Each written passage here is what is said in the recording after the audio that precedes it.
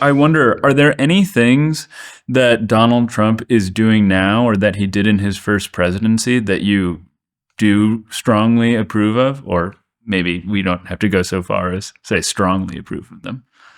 I was opposed the proxy war in Ukraine.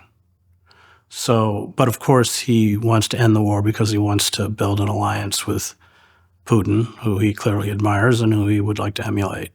But yeah, I always felt that proxy war was really cruel and unnecessary to the Ukrainians, of course. The expansion of NATO. I was in Eastern Central Europe in 1989, covered the fall of the Berlin Wall, covered the Velvet Revolution in Czechoslovakia. I was in Romania with the fall of Ceausescu. But I covered the reunification of Germany. And in order for Germany to be reunified, you had to have the acquiescence of the Soviet Union. And the deal was, very overt and very public, which was that we will not expand NATO beyond the borders of a unified Germany.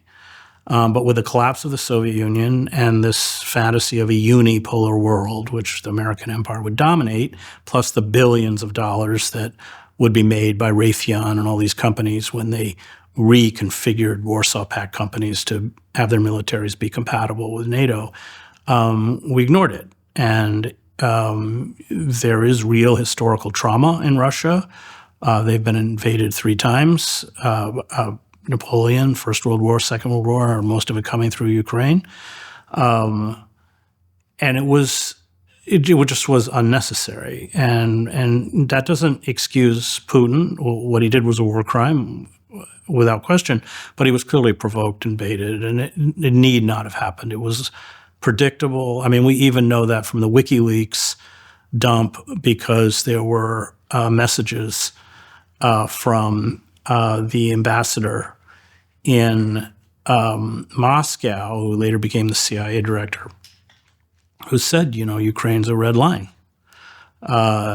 and William Burns, and we ignored it. And then in a war of attrition, there's just no way. I know I covered war. I mean, you can give them M1 Abrams. I mean, remember, we're not going to give them this. Every red line got crossed. When it was a desperate kind of gamble because they were getting rolled back. And now Ukraine is devastated, the numbers of dead. I mean, it's just, but it achieved American interests, which were not the same as Ukrainian interests. American interests are to degrade the Russian military and isolate Putin within Europe. That's what they wanted. And that's what they got. Like all proxy wars, the agenda of the country that is fomenting the proxy wars I covered many of them, is very different from what I covered the Kurds, for instance. I mean, there was just, constantly betrayed, armed and betrayed, armed and betrayed, armed and betrayed. So, yes, but Trump is, there's not much good to say about Trump. I mean, he's a con artist, he's a demagogue, he's a grifter. It's all transactional. He's obviously morally bankrupt, intellectually limited. He's what you get. I once wrote a column about how he was like the Snopeses in Faulkner's trilogy, that rise up out of the decayed former slaveholding South. That's kind of who he is. And he reminds me of the figures I covered in Yugoslavia who rose up from the swamp of Tito's decayed Yugoslavia, Radovan Karadzic, Slobodan Milosevic, Franjo Tudjman, all these figures. I mean, and Weimar too. I mean, if you look at the collapse of Weimar, you have these buffoonish thugs, which is what the Nazis were.